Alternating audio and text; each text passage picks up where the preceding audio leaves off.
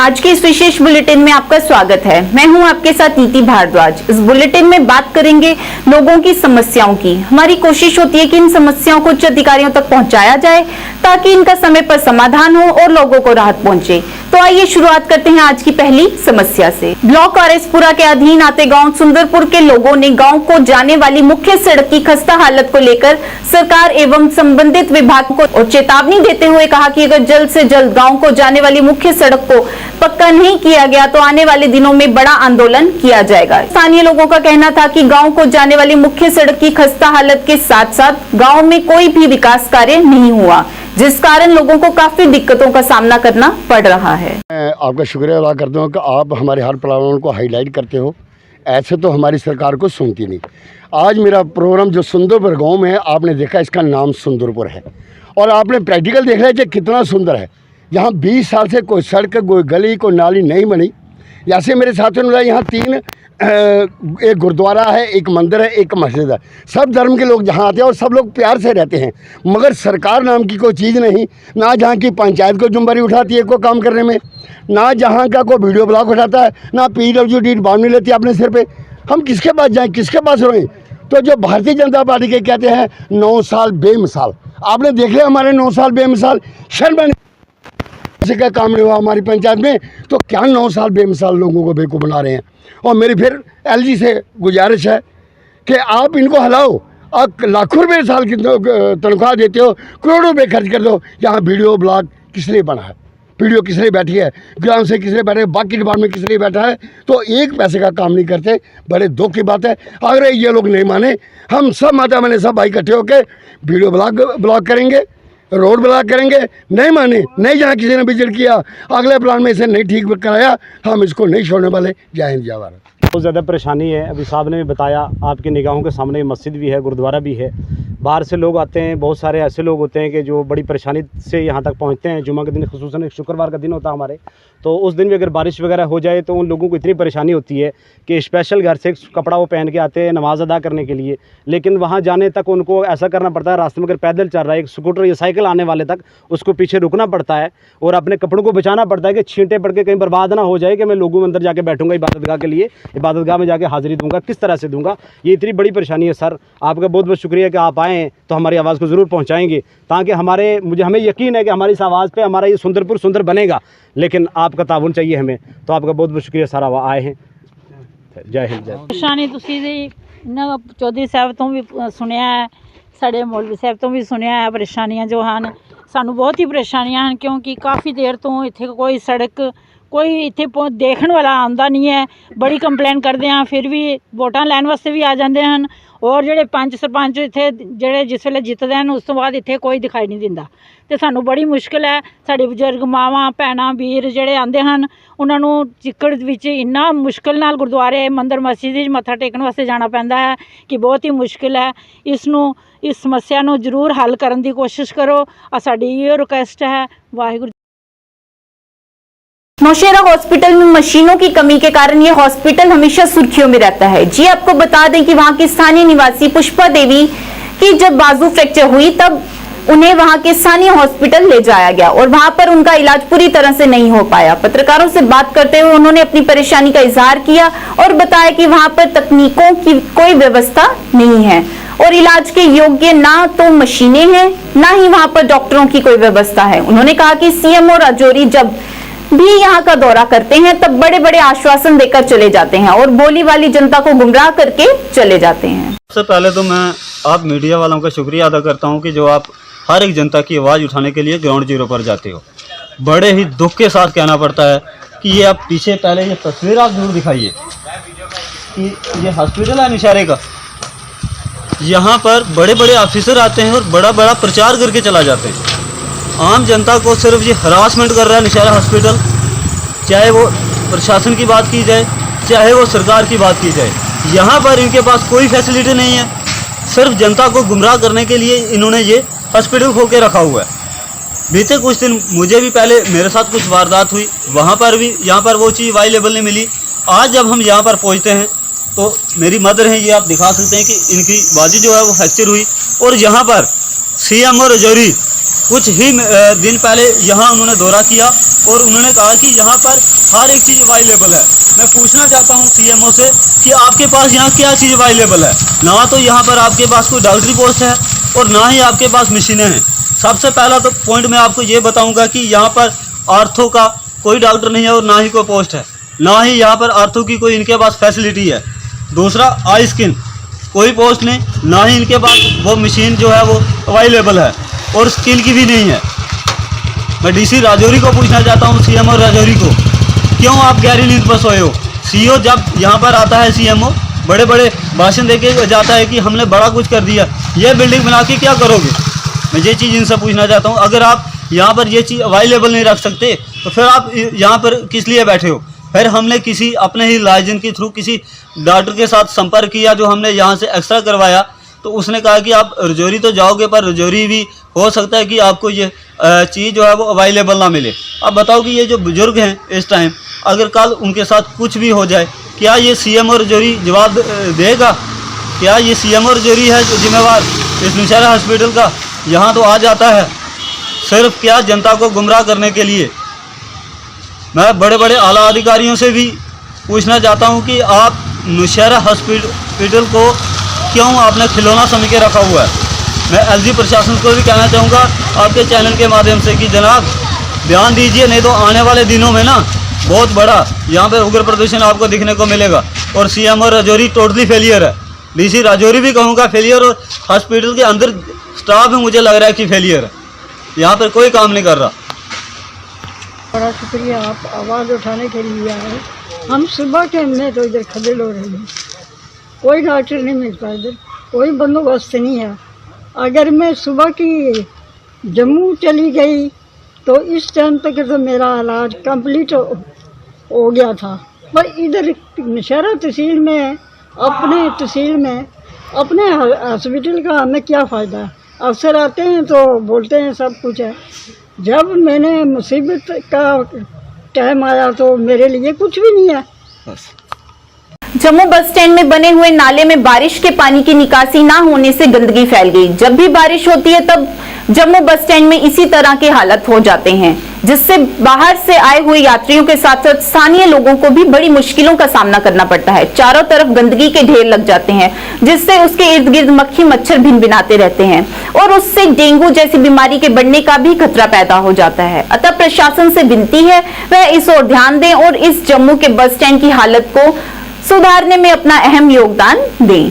माध्यम से गवर्नमेंट को ये बताना चाहता हूँ, ये जो बस स्टैंड में इन्होंने अंदर बैरिकेड लगा दिए हैं, इसकी वजह से इधर पानी बहुत डंप हो जाता है। जब भी बारिश आती है कम से कम भी 3-3 फुट पानी जो जमा हो जाता है। यहाँ से गाड़ियाँ भी निकलना मुश्किल है तो पैदल कहाँ चलेगा। जो बाहर से आते हैं यात्रु वो भी देखते हैं कि हमारा जम्मू का जो bus stand, general bus stand इसको कहा जाता है, तो क्या हालत है यहाँ की। और यहाँ पे बीमारियाँ फैलने के जो आम दुकानदार हैं इनको भी बीमारियाँ फैलने का खतरा है। और जितना भी यहाँ पे कूड़ा है वो भी उधर ही अंदर ही डंप करते हैं। इसको जल्दी से जल्दी उठाना चाहिए इनको, कि इसको साफ़ सफाई हो, बाहर का कोई भी लोग आके देखें कि वाकई भाई जम्मू का बस स्टैंड भी साफ़ सुथरा है।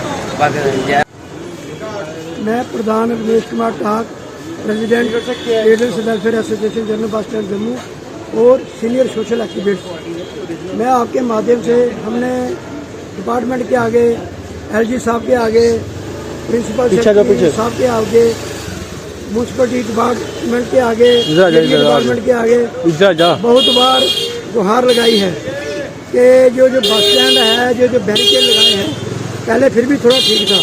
जब से जो बस स्टैंड के अंदर बैरिकेड लगाए हैं, जब बारिश आती है पानी सारा इधर इकट्ठा हो जाता है, उसकी वजह से ये सारा रोड उखड़ गया है, रोड ख़राब हो गया है और कमर कमर तक पानी आता है, बसें डूब जाती हैं।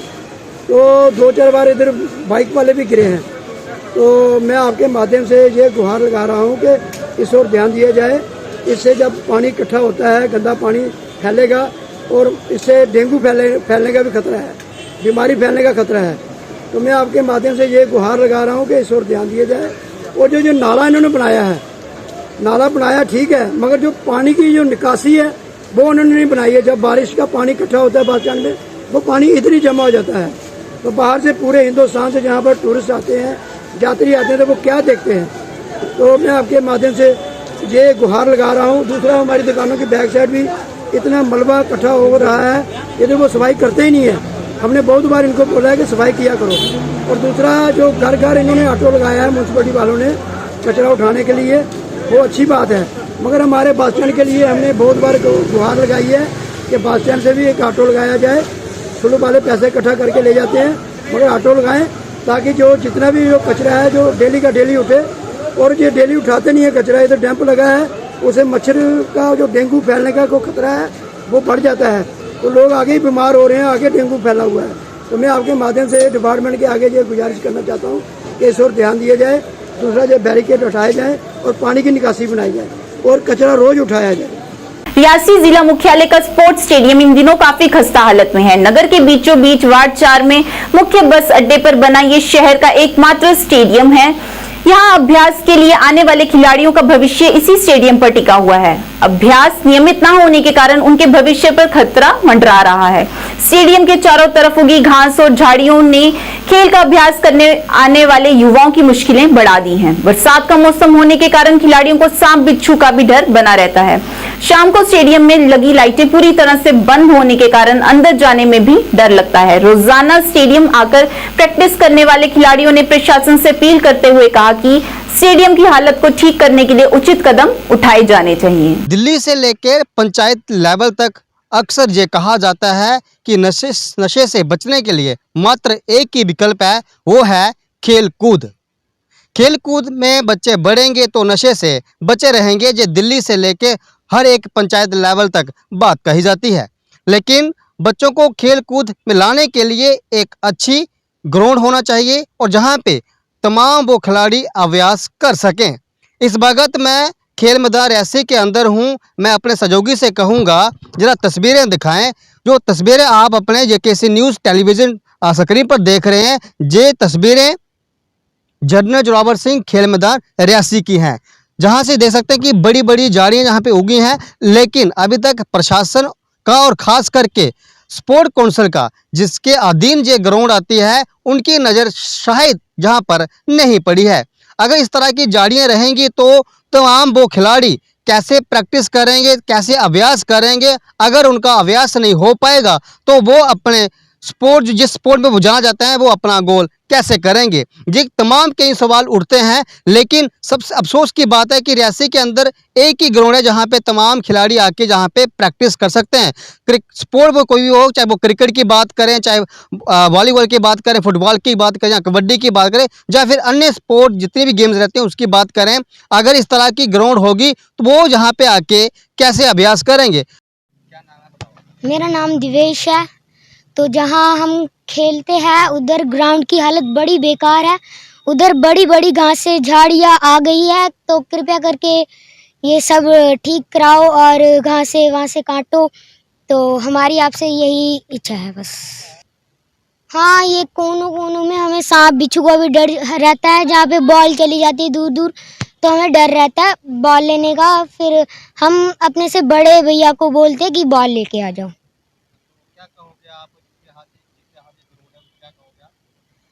हम उनको यही कहेंगे सिर्फ हमारे ये झाड़ियाँ काट दो और ये पूरा ग्राउंड ठीक करा। इमरान मुगल है, मैं तो गीतानगर का रहने वाला हूँ। तो सर ग्राउंड का क्या कहें, तो सर अभी घास उग गई यहाँ पे, तो खेलना फुटबॉल तो हो नहीं रहा सर। साथ में क्या बोलते हैं, अभी बारिश हो गई तो सर ने ऑफ कर दिया था आज हमारा। तो मैं यही कहना चाहूँगा कि मतलब गवर्नमेंट से रिक्वेस्ट करना चाहूँगा कि हमारे ग्राउंड को थोड़ा और साफ़ सुथरा किया जाए। तो साथ में यहाँ पे लोग पत्थर फेंक के चले जाते हैं, गंद कूड़ा करकट फेंक के चले जाते हैं, तो सर हमें ही साफ़ करना पड़ता है। तो सर आपको मैं किस्सा बताता हूँ। हम पिछली बार दिवाली हुई थी यहाँ पे, तो उस दिन हमारा कटरा के साथ मैच था। तो दिवाली के सर इन्होंने जो शेड लगाए थे, तो इन्होंने गंद यहीं पे फैला के चला गए थे सारे के सारे। सर हमने स्पेशली मैनेजर जम्मू में थे, तो उनसे रिक्वेस्ट की थी कि यहाँ पे किसी को बुलाएं साफ़ करने के लिए। सर हमें पूरा मतलब सुबह से लगे थे 10 बजे, मतलब सर कोई सुबह 7 बजे आ गए थे हम, तो हम वो 11-12 बजे तक हमसे ग्राउंड साफ़ कर रहे थे। तो हम ये कहना चाहते हैं कि थोड़ा ग्राउंड पे भी ध्यान दें और हमें सपोर्ट करें कि हम खेल सके। साथ में हमारे जो गोल पोस्ट हैं तो ये नेट फाड़ देते हैं बंदर शंदर, तो हम ये चाहते हैं गवर्नमेंट से कि हमें इक्विपमेंट सप्लाई करें बस। जी इसमें तो हो नहीं सकता, मगर एक तरह से कहें तो प्रैक्टिस अगर करनी हो तो ये ग्राउंड ठीक है, मगर एक बार बोलूँ कि इसमें खेला नहीं जा सकता फुटबॉल। हाँ, ऊबड़ खाबड़ ज़मीन है तो बॉल बाउंस कर जाती है, कई पैर ऊपर मतलब कई पत्थर वत्थर पे पैर लग जाते हैं, इंजरी आ जाती है इस वजह से। अगर ये ग्राउंड सही की जाए तो क्या आपको लगता है जो आपकी मंजिल है, जो आपका एम है, वहाँ तक पहुँच पाओगे आप? सर वो तो ग्राउंड पे डिपेंड नहीं है, वो हमारे पे डिपेंड है कि हम किस तरह से मेहनत कर सकते हैं, इसमें किस तरह से इम्प्रूवमेंट ला सकते हैं। बाकी हमारे कोच है वो हमारी हेल्प करते हैं इम्प्रूवमेंट लाने में, वो हमें मतलब मेहनत करवाते हैं हमसे, तो इतना ही कहना चाहूँगा अभी मैं तो। फिलहाल दिक्कत है ग्राउंड से? जस्ट है सर, ग्राउंड से दिक्कत है। साथ में सर एक खड्डे खुड्डे पड़े हैं, पानी जमा हो जाता है तो ग्राउंड फिर उस वजह से हमें वैसे बारिश से दिक्कत नहीं है, फुटबॉल है ये मतलब बारिश वाली गेम है तो उससे कोई दिक्कत नहीं है, मगर ये पानी भर जाते हैं तो बॉल फिर चलती नहीं है तो हमें फंस जाती है तो गिर जाते हैं सर लोग तो बड़ी से ये चक्कर। जेकेसी न्यूज़ के माध्यम से तमाम छोटे बड़े खिलाड़ियों ने प्रशासन से और खास करके स्पोर्ट काउंसिल से ये अपील करी है कम से कम इस ग्राउंड की तरफ ध्यान दिया जाए और जो बड़ी बड़ी झाड़ियाँ इनको काटा जाए, साफ किया जाए। और इन झाड़ियों में भी ये देखा गया कि जहाँ पे बड़े बड़े जहरीले सांप भी पाए गए हैं और जब वो जहाँ पे खेलते हैं तो जहाँ से उनको खेलने में काफ़ी दिक्कत आती है, क्योंकि मैं खुद भी स्पोर्ट से के साथ जुड़ा हूँ, मैं स्पोर्ट के साथ रहा हूँ, मैंने स्पोर्ट खेला है, लेकिन उसके लिए खेलने के लिए आपको एक अच्छी ग्राउंड चाहिए। अगर ऐसी ग्राउंड होगी तो वहाँ पे अभ्यास करना मुश्किल होगा, अगर अभ्यास नहीं होगा वो खिलाड़ी कैसे खेल पाएंगे। लिहाजा जेकेसी न्यूज़ भी प्रशासन से अनुरोध करता है और ख़ास करके जिसके अधीन ये ग्राउंड आती है स्पोर्ट्स के अंदर, उनसे ये अनुरोध है कि जल्द से जल्द इसकी जहाँ पे जितनी बड़ी बड़ी झाड़ियाँ हैं इसकी कटाई की जाए और तमाम जो खिलाड़ी हैं वहाँ आके अभ्यास करें। और जो सरकार का एक जिम्मा रहता है कि बच्चों को खेल कूद की तरफ लाना, वो सपना पूरा कर पाएँ। स्वयं के साथ रेसी जेकेसी न्यूज़ के लिए राहुल कुमार। बांदीपुरा के सामुदायिक स्वास्थ्य केंद्र हाजिम में एक्सरे मशीन कई दिनों से खराब है, जिससे मरीजों को कई समस्याओं का सामना करना पड़ रहा है और अधिकारियों ने मरीजों के लिए कोई कदम नहीं उठाया। इस अवसर पर स्थानीय लोगों ने बताया कि मरीजों को एक्सरे सुविधा के लिए सुंबुल जाना पड़ता है। इस मौके पर स्थानीय लोगों ने स्वास्थ्य निदेशक से हस्तक्षेप कर जल्द से जल्द इस समस्या का समाधान करने की अपील की है ताकि मरीजों को कोई परेशानी ना हो। मैं एज ए सिविलियन यहाँ पे बोलूँगा आपको कि ये जो एक्सरे मशीन यहाँ पे डिफंक रही है पिछले 2 महीने से तकरीबन, क्योंकि जो बीएमओ साहब थे वो यहाँ तैनात थे, वो हज पे गए थे, तो वहाँ से लेकर आज तक, उस दिन से लेकर आज तक ये एक्सरे मशीन डिफंक रही है। क्योंकि इलाका बहुत वसी है, कमोवेश 40 गाँव पर मुश्तमिल ये तहसील है, तो दूर दराज इलाकों से लोग आते हैं। बड़ी बिल्डिंग है, रंगदार बिल्डिंग है, तो बानियारी का जब पेशेंट आता है तो उसे लगता है मैं SMHS पहुंच गया जब वो बड़ी बिल्डिंग देखता है, या सिकिम्स का कोई यहाँ पे शाख है। लेकिन जब अंदर जाते हैं तो वहाँ पे वो एक्सपेक्ट करता है मेरा USG भी यहीं होगा, सब कुछ यहीं होगा। लेकिन बदकिस्मती की वजह से या पता नहीं हम क्या इसको कैसे ताबीर करेंगे इसको, यहाँ पे एक्सरे भी नहीं होता है। तो हमारी प्रशासन से या अस्पताल इंतज़ामिया से, खासकर डायरेक्टर हेल्थ से ये इल्तिमास रहेगी कि वो इस मसले को ज़रा देखें। जहाँ पे अच्छा होता है हम उनके लिए अप्रिशिएट करते हैं उसको, लेकिन जहाँ पे हमें लगेगा कि यहाँ पे कुछ करने की ज़रूरत है तो हम बोलेंगे।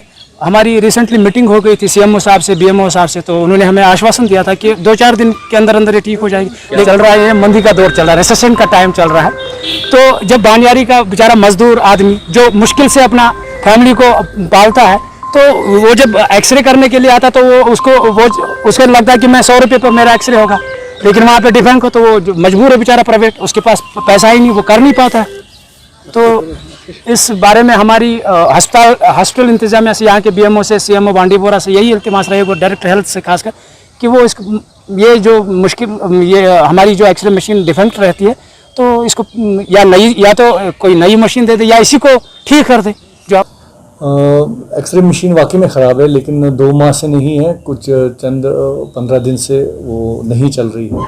उसमें चूँकि जब मैंने इन्वेस्टिगेट कराया उसमें करंट इलेक्ट्रिसिटी ज़्यादा आ गई थी, हाई वोल्टेज आ गई थी, जिसकी वजह से उसका कंडक्टर जो है वो जल गया था। तो हमने जो टेक्नीशियन है वहाँ का कंपनी का उसको बुलाया था, उसने चेक किया, उसने वो जो कंडक्टर था उसका पार्ट जो था यहाँ रिपेयर नहीं हो पाएगा, उसने वो साथ लिया और चंडीगढ़ भेज दिया। तो चंडीगढ़ में मैंने कल पता कराया है, वहाँ से वो वापस निकला है, तो 2 दिन में यहाँ आके इंस्टॉल हो जाएगा और 3 दिन में एक्सरे मशीन फंक्शनल हो जाएगी। वार्ड नंबर 19 के लोग वहां पर लगे कूड़े करकट के ढेरों और नाले को ढका नहीं जाने की वजह से बहुत परेशान हैं। पत्रकारों से बात करते हुए उन्होंने अपनी परेशानी का इजहार किया और बताया कि पिछले 5 साल से हमारी गली का बहुत ही बुरा हाल है। गली में बहुत खड्डे हैं जिसकी वजह से आने जाने वालों को परेशानी का सामना करना पड़ता है।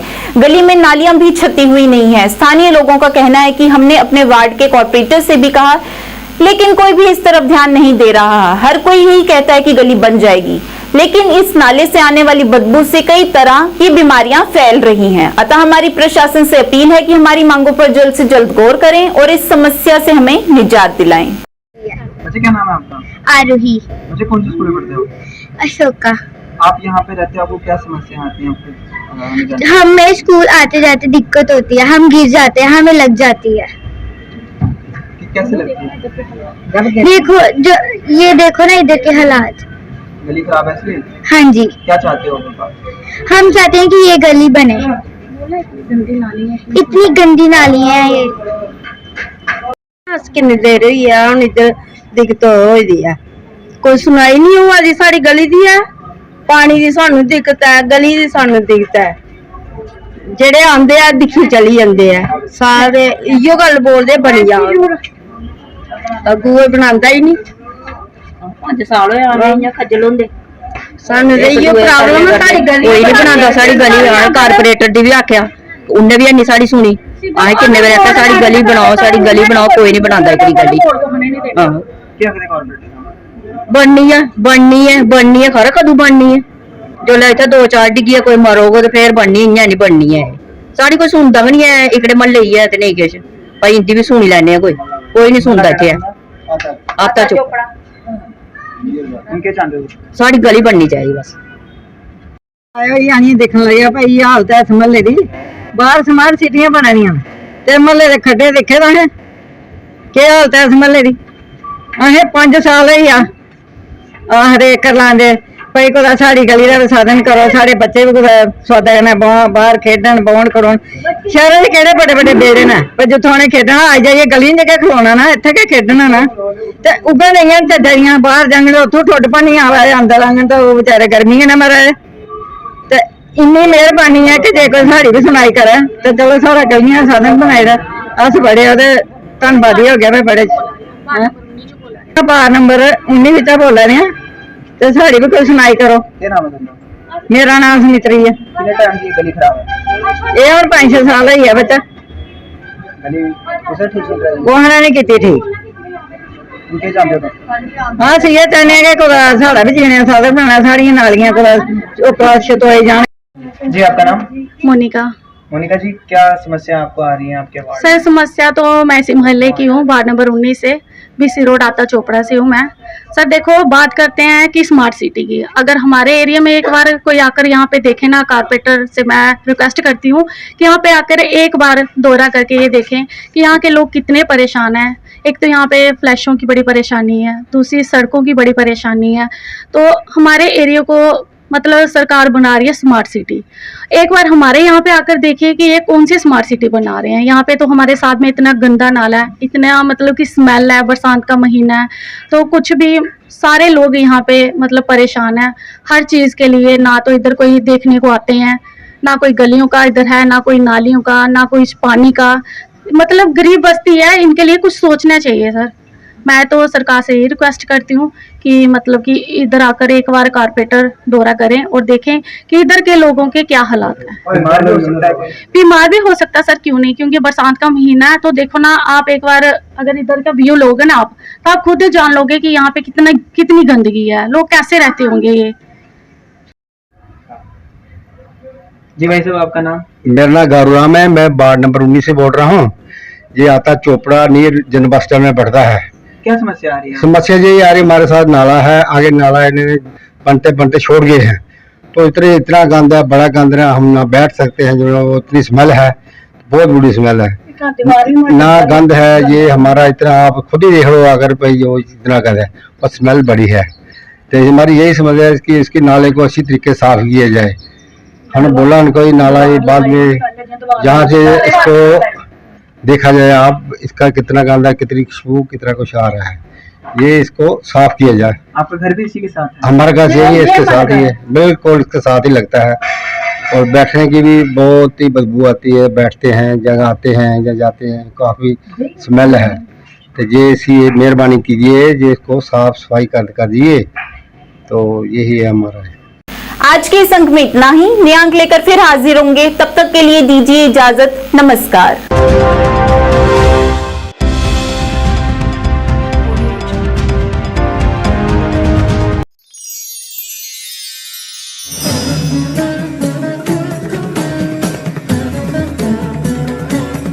जहां भक्ति और भावना का संगम होता है, श्री अमरनाथ जी यात्रा।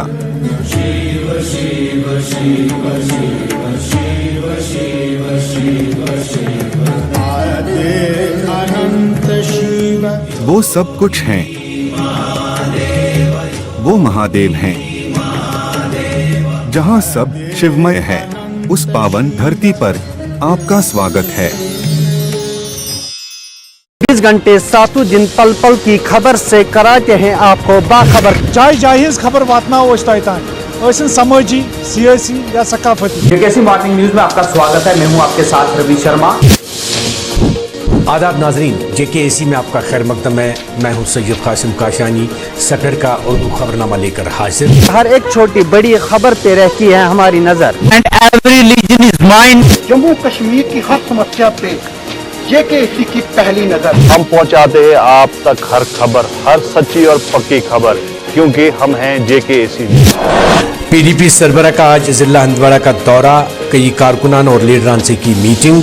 गाजीगुंड से लेके करनाल, जम्मू से लेके कटरा तक, बनिहाल से लेकर पठानकोट